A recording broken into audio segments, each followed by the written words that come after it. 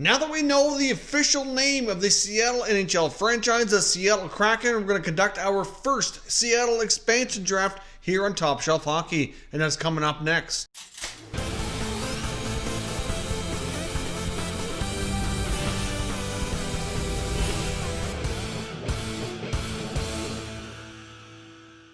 So welcome back to another video here at Top Shelf Hockey. Now, as I mentioned today, we're doing a very early mock expansion draft for the newly named Seattle Kraken, who will be starting in the NHL in 2021. Now, of course, a lot could change in these NHL rosters and who's going to be protected versus who's going to be available, but I thought it'd be a fun exercise to go through now, and we'll probably conduct these periodically as we see a lot of changes during the NHL season and during the NHL offseason as players change teams. Now, of course, we're going to jump onto the computer here momentarily. There's a great tool on capfriendly.com in case you haven't used it, where they have all the rosters laid out in a nice expansion draft tool where you can select who you're protecting, take a look at all the available players, select one from each team, make sure you're cap compliant and meeting all the regulations and rules that the NHL has set out for the expansion draft. So let's hop onto the computer and have a look at who I'm selecting for the Seattle franchise.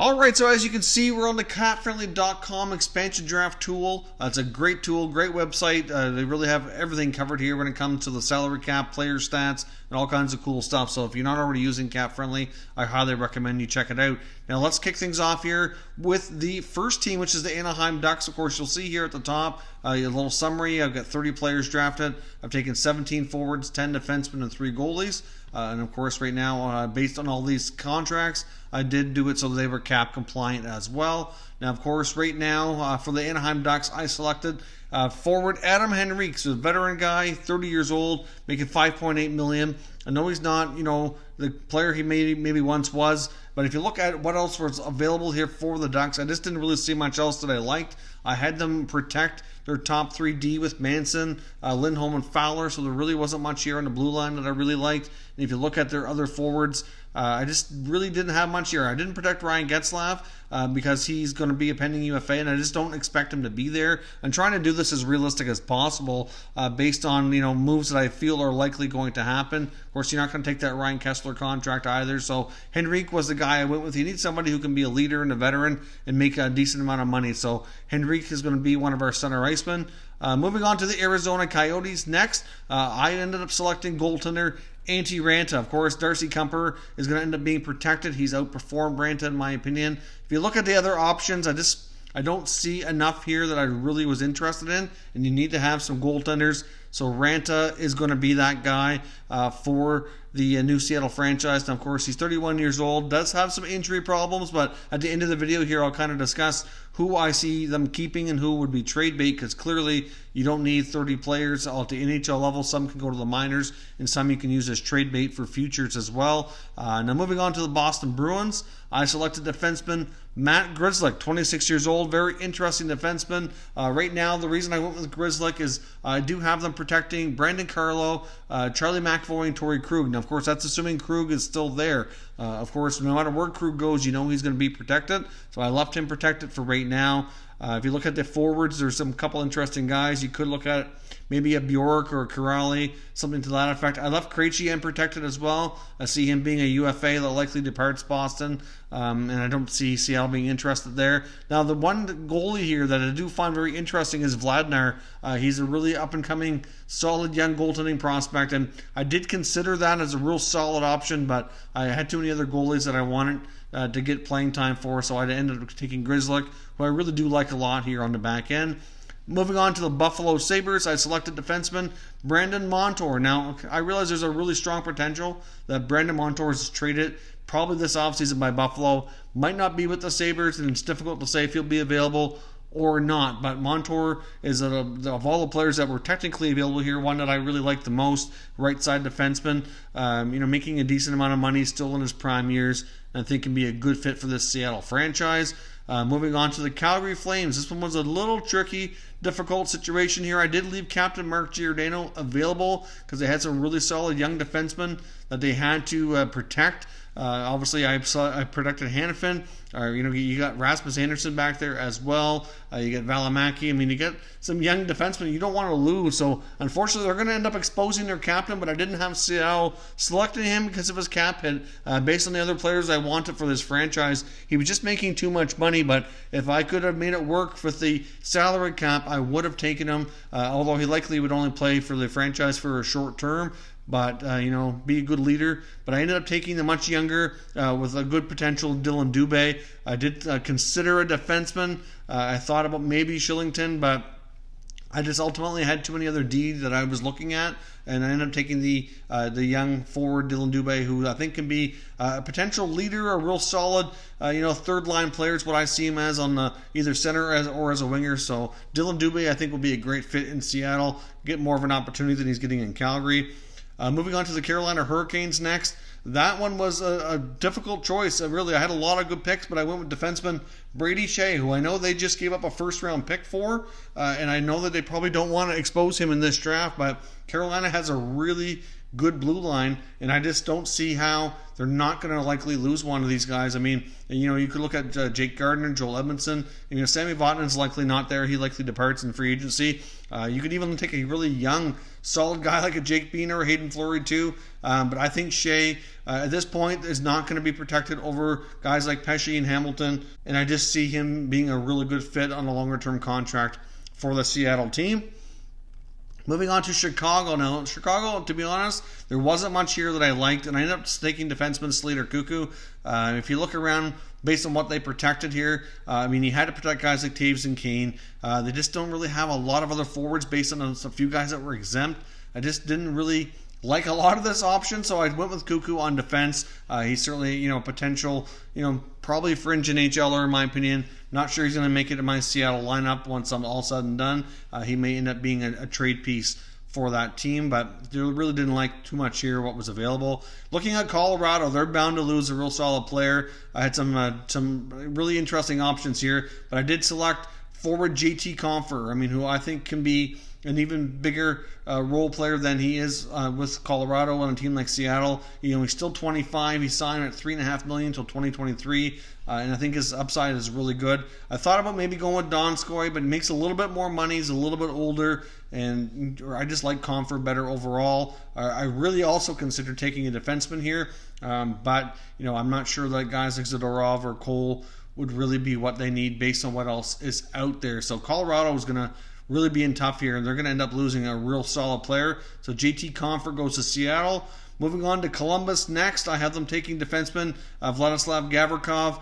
To be honest, there wasn't a lot here that I liked. They're going to be lucky when it comes to goaltending. They don't have to protect Elvis. He's exempt because he doesn't have enough playing time. So you can also protect Korpisalo. If you look at some of the forward options, you could take a guy like Alex Wenberg and hope that he bounces back. But, he's signed for a couple more years at $4.9 million, and he really has disappointed really since he signed that longer-term deal. So I'm probably staying away from that just because I'm not confident he can bounce back. But you never know. For Columbus, maybe he could be the next William Karlsson. Of course, that's who Vegas took from Columbus. Look what happened to him. So maybe Wenberg can be that guy. But I'm not going to take the chance that he is because I'm not confident he will be. So I'm going with Gavrikov on the back end. Decent young defenseman.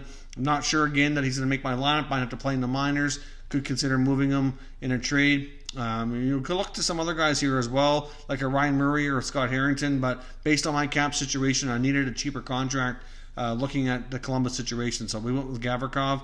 With Dallas, I'm taking young center iceman Jason Dickinson, who's only making $1.5 million. He fits the bill for what I need. I did consider a defenseman here, but I'm stuck with guys like Stephen Johns, who I really do like, but he's battled so many injuries, and I know he's up for the Masterton this year. Made quite a comeback, but that injury history scares me a little bit. Not really sure I want Jamie Alexiak on my team. Roman Polak's likely staying in Europe. Andrei Sekera likely departs Dallas via free agency. An older guy. Don't really think I want him either. So if you look at what else is out there, Anton Hudobin would have been a great awesome really selection, but I'm just not confident he's going to be there. And based on his age, I really wanted to go with a little bit better mix in my goaltending. So we went with Dickinson, who I think has an opportunity to play a bigger role with Seattle and end up getting more of a playing time and really show what he's capable of here. Detroit, another team I really didn't care for what the selections were. I went with Brendan Perlini. for lack of a better option. I'm not really confident Perlini's going to be in the NHL too long. But if you look at what's out there, there's a lot of aging defensemen, some aging goalies, some older, bad contracts in the forward group. So there really wasn't much here that I liked. So I selected Perlini, really, like I said, for lack of a better option. Edmonton, I ended up selecting young winger Jesse Puljujarvi. Now, I do assume he'll likely be traded before this happens, but if he's available, I'm taking him. You could look at a defenseman like an Adam Larsson, for example, maybe a Caleb Jones. Jones would certainly be probably my second best choice here, I think. But I'm going to take a chance on Puljujarvi, give him more of an opportunity, and see if he can become that player that we thought he would be when he was originally drafted. Moving on to the Florida Panthers, they have some interesting picks here as well. Now, Florida's roster, I think, is going to look a lot different by the time we actually reach this expansion draft, because I protected guys like Hoffman and Dadonov, and I'm just not sure they're both going to be there. But so this is likely going to look a little different. But based on what was available, I took young prospect Henrik Borgstrom, who I think has got a lot of upside. He had a solid career in the NCAA before turning pro. Just really hasn't gotten much of an opportunity, and I think Seattle can give him that. So I'm selecting him every time here, I think, with what's available with the Panthers. The lineup, you could look at a defenseman, but I have too many other stronger defensemen that I don't think any of the Florida guys would really make my lineup. Jumping to Los Angeles, this one might be a surprise to some, but I'm taking veteran goalie Jonathan Quick. He only has a couple of years left on his contract beyond this expansion draft, so probably have him for about 2 years at $5.8 million. I'm hoping he can mentor maybe one of my younger goalies that I'm going to select here as well. Likely be a guy who can be more of a backup, play a smaller role, and just be a mentor. He's got a ton of experience that we can draw upon, and obviously, he's not quite the goalie he used to be, but maybe, in a better situation, perhaps things can be different. But I'm going to take a chance here on Quick, mainly just due to the fact that I just didn't really like a lot of the other options, and I need somebody who's a veteran in net. So obviously now we have Ranta and Quick, and to be honest, I'm probably not keeping both of them if I can help it beyond that first year.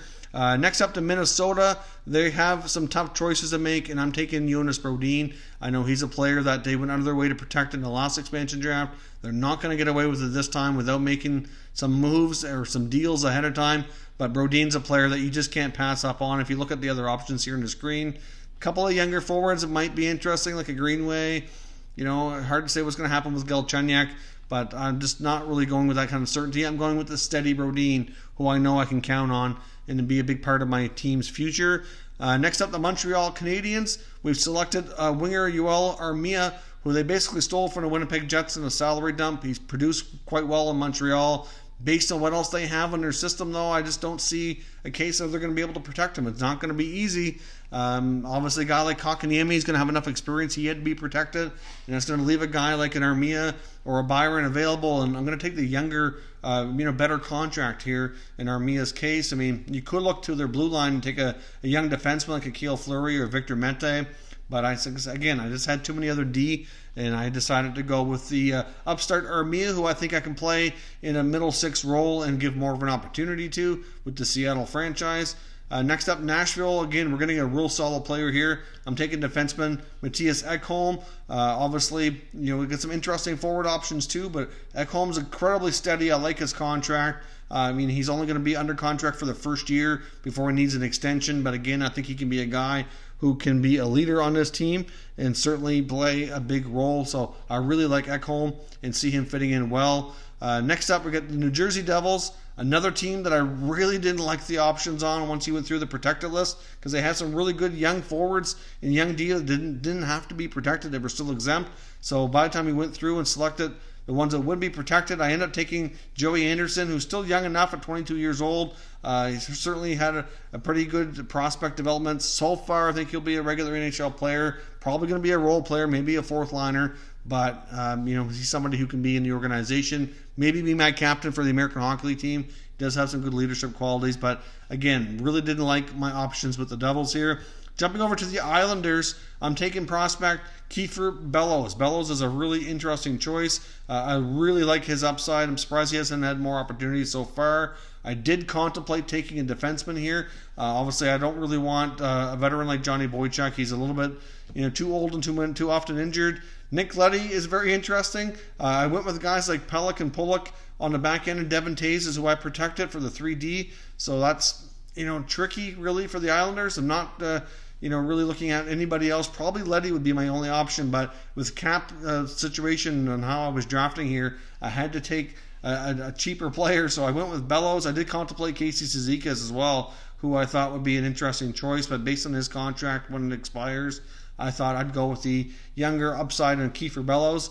Moving on to the Rangers next, we took forward Brendan Lemieux. Obviously, they are able to protect both Georgiev and Shesterkin, so you're not getting a goalie from the Rangers. Shesterkin was exempt, and Georgiev could be protected, assuming he's still there as well. Lundqvist, I'm not going to select at $8.5 million. Looking at their blue line, not much there that I really like, so I'm definitely taking a forward from the Rangers. And based on what's there, I'm taking Lemieux, I think. I could go with Jesper Fast. Contemplate Elias Anderson as well, but at this point, don't have a lot of confidence in Anderson. I want to see some more, so I'm going to take Lemieux, who I know can play, a really solid third and fourth line role, be an agitator, get under the other team's skin. Is a guy you like to have on your side, so I like Lemieux here for the Rangers selection. Ottawa again was tough because a lot of their top guys are able to be protected, so I'm taking forward Rudolph Balcers. Now, Balcers a bit of a fly under the radar kind of prospect for the Senators. They have a really deep pool with some more higher profile names, but he's a guy who can really produce, and I think given more of an opportunity, I think he can be a regular NHL player, be a solid 15 to 20 goal guy. So based on what my options are here for Ottawa, that's who I'm going with. You could look at a goalie. I'm not really sure I'm going to want Anders Nilsson, who's at this point is going to be 31 going on 32, has had some concussion history. Their young goalies are interesting, but there's enough other more established guys that I can go with. So I'm taking Balcers here from Ottawa. Philadelphia, I'm taking defenseman Shane Gostisbehere. Now, you have some interesting choices with Philly. They're going to be in tough and could lose a really solid player. Look at the blue line that I have available here. You got Niskanen, Gostisbehere, Braun, Robert Hagg. It's got some interesting forwards, but out of the forward group, you could take James Van Riemsdyk, but to me, he was making too much money, and I really wanted to make sure my team was cap compliant, and just can't have that contract for $7 million when we're trying to get as many guys here under the cap. So we went with Gostisbehere, who's got a great contract. If he can play anything like he did a couple of years ago, he could be a great addition to my team long term. I do recognize the fact that there's a pretty good chance he's not available because the Flyers likely trade him before. Moving on to Pittsburgh. Now, I could have went with a goalie here, but I'm not confident that Matt Murray's going to be in Pittsburgh by the time this happens. I think he's going to be dealt ahead of time. And again, like I said, I wanted to try to make this as realistic as possible. So I selected forward Patrick Hornqvist, who is going to have to be left unprotected given the other options that they have to protect. He's under contract till 2023 at $5.3 million. He's got a lot of experience. He's been in Pittsburgh a while. Played for the Predators before that. He's got some Stanley Cups to his name. A great leader. Overall, really solid hockey player all around. He's aging a little bit, so he's only going to play for you probably for a few years, but that experience could come in handy. Moving on to the Sharks next, I went with forward Stefan Nason. With their blue line, I have them protecting Karlsson, Burns, and Vlasic. So there's really not much there in the blue line you want. Not interested in Aaron Dell as a goalie, so we're definitely looking at the forward group. And really, you get Nason here. You've got Jonathan Dahlen, has unproven. You get Melko Karlsson, who's interesting. Joe Thornton's going to be a UFA again if he's still around. Debatable if he is. So I went with Nason, who's a guy who can go up and down between the AHL and NHL. Decent bottom six guy. I'm not sure if he plays in my lineup or not. Next up, you get the Blues, and I'm plucking defenseman Justin Falk here out of St. Louis. Assuming they re-sign Alex Pietrangelo, then I protected him. I had to make that assumption for today at least. As the future goes on, we maybe do one of these closer to the time. I could see things being different. But Falk's got a long-term contract, $6.5 million. He's 28 years old. Still pretty solid defenseman. And I like what he brings considering what else I could take here. I'm not really overly interested in a lot of these other veteran guys. I consider David Perron, considering he went to Vegas and look what he did there. He was a big part of their first-year success. I really like Sanford and Barbashev too, who I highly considered, but I had to take the veteran defenseman here on Justin Falk to be one of my mainstays in my blue line for the first few years. He's under contract until 2027, so clearly, he can be around and be one of the long-term players for Seattle. Jumping over to Tampa next, there's going to be some good choices here too, and I took Tyler Johnson, who can be a winger or a center iceman. I don't think Alex Killorn's going to be with them anymore because I think he gets dealt this year. Guys like Johnson has a no trade, so he can't go, but he would be available in this expansion draft. You're looking at some other options here. There's some good choices, but I like Johnson the best. He can play. He can probably be my number 2 center and really play a big role here for Seattle, so I'm taking Tyler Johnson here. Next up, we got the Toronto Maple Leafs, where I selected forward Andreas Johnsson. Now, of course, assuming he's still there, but he's 25 years old. Has a decent contract. Right now, given everything going on in Toronto, you don't have a lot of defensemen that you really need to protect. You have goaltender Jack Campbell, but I had some other options I liked better. So we went with Johnsson, who I think can play a much bigger role in Seattle and really excel offensively. Next up, you get Vancouver, and I'm taking young goalie Thatcher Demko. I'm going on the premise here that they re-signed Jacob Markstrom, and obviously that leaves Demko available. And based on all the options here, I think Demko can be my goalie of the future for Seattle. I mean, obviously they have some interesting choices on the blue line, like Ulevy, to see maybe he could come around. On the forward group, though, there's mostly veteran guys on bad contracts that I'm not overly fond of. I mean, there are some interesting prospects as well, like a McEwen or a Lynn, or even a Tyler Mott, but I'm taking Demko because I think he can be my goalie of the future, and I think he can be a big part of the team's long-term franchise here. So I really like Demko, and I think he's the best choice. Washington Capitals, we went with forward Daniel Sprong, mainly due to cap purposes. By the time I get down to Washington, I had to go with this rate. I mean, Braden Holtby's not going to be there. He's definitely leaving as a UFA, so I wasn't selecting Holtby. I don't really like much of what's available on the blue line.